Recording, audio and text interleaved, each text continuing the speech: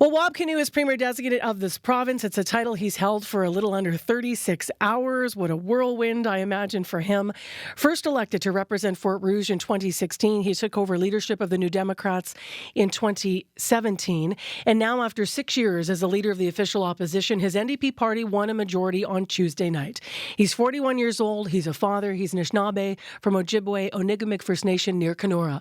He's about to inherit a province with ongoing labor strikes, a healthcare system that many feel is broken, and of course a homelessness crisis that you likely see on your way to work in our province every day.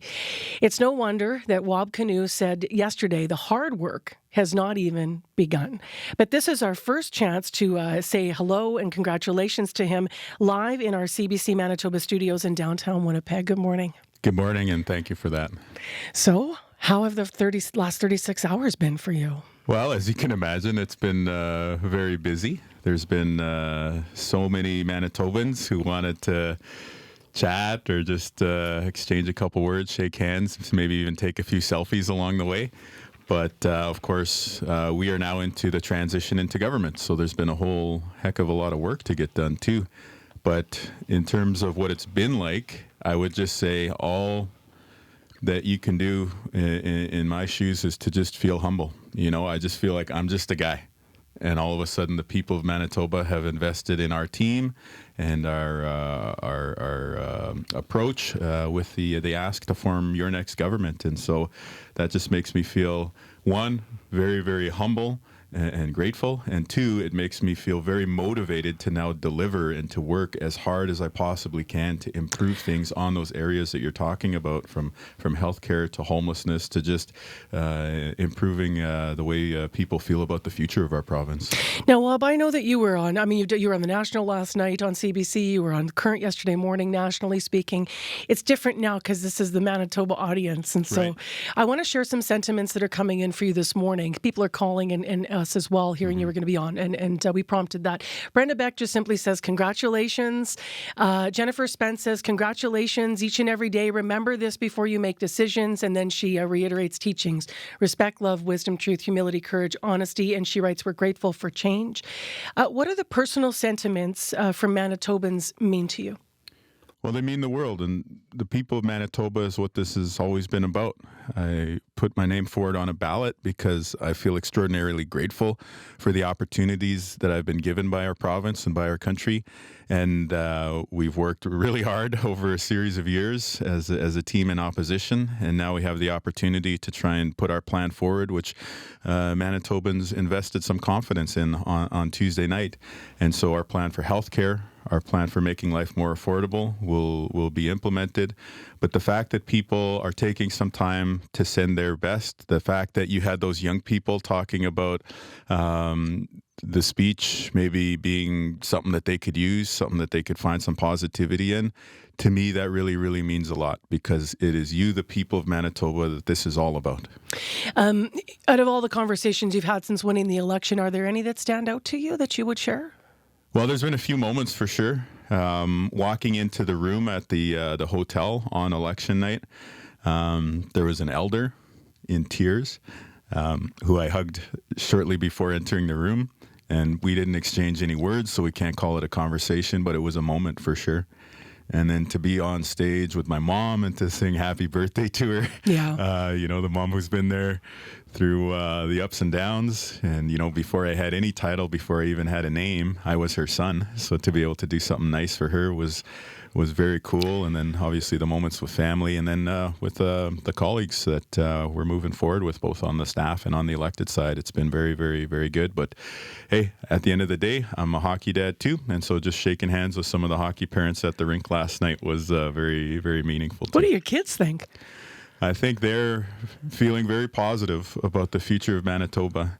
I know that our older boys in particular, they had to drive by the bus benches and they had to see the attack ads, and they weren't able to respond.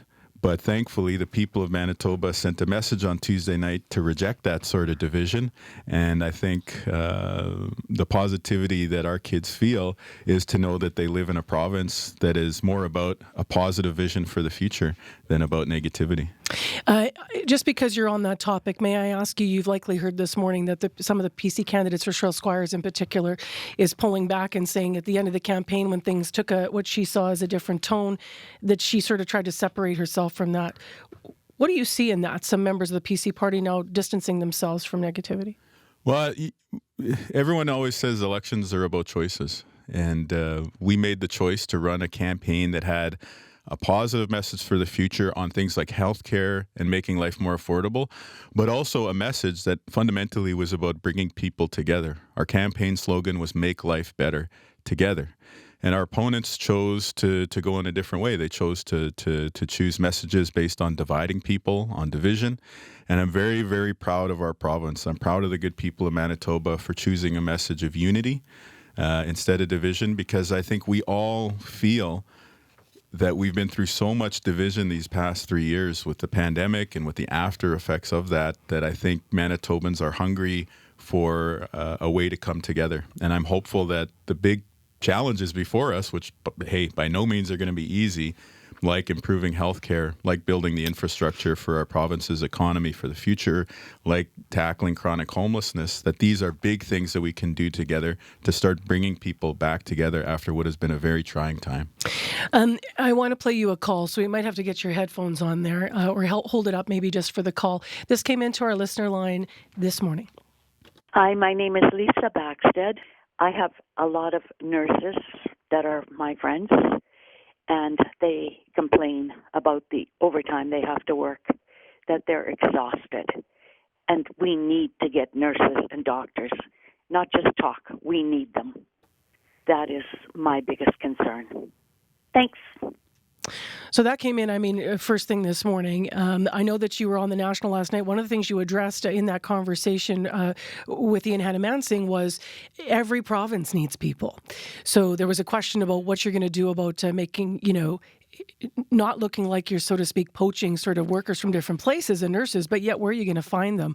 What will your strategy be to getting those positions filled? Well, this is our top priority in government. We've made the signature commitments like a new emergency room, a new cancer care headquarters.